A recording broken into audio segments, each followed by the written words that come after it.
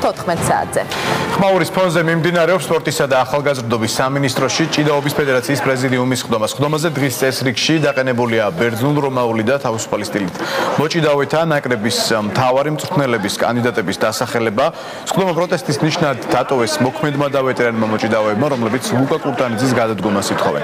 სამინისტროში შესვლამდე კი ლუკა კურტანიძის კვერცხები დაუშინეს. პრეზიდიუმის ხდომა სპორტისა და ახალგაზრდობის სამინისტროში უკვე 2 საათზე მეტია მიმდინარეობს.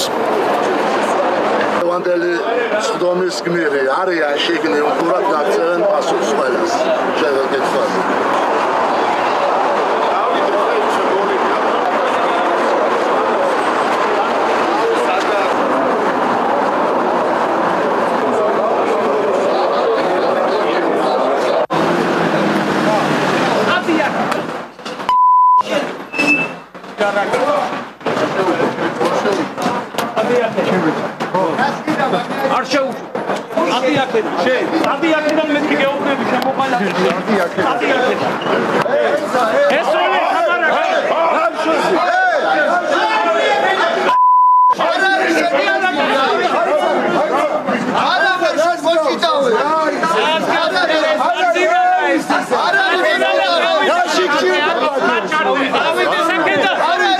კონკრეტულად გადაწყვეტილებები ჯერ არ არის საუბარი გადაწყვეტილებებზე, თუმცა ის რომ დღის წესრიგი არის მარტო მწვრთნელების ანგარიშის მოსმენა და მწვრთნელების გადაყენება ახალი მწვრთნელების დანიშვნა. მიუხედავად იმისა, ვიზეც ითქვა რომ ახალი უმცროსი მწვრთნელები იქნებიან, ორივე არის ჩემი უახლოესი მეგობარი, ხო?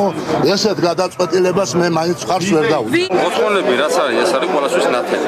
ეს ადამიანი უნდა მოსჭრდეს თავისუფალ ჭიდაობას და ბერძნულ ჭიდაობას. მეტი აქ არაფერი გასაწყვეტი არ არის.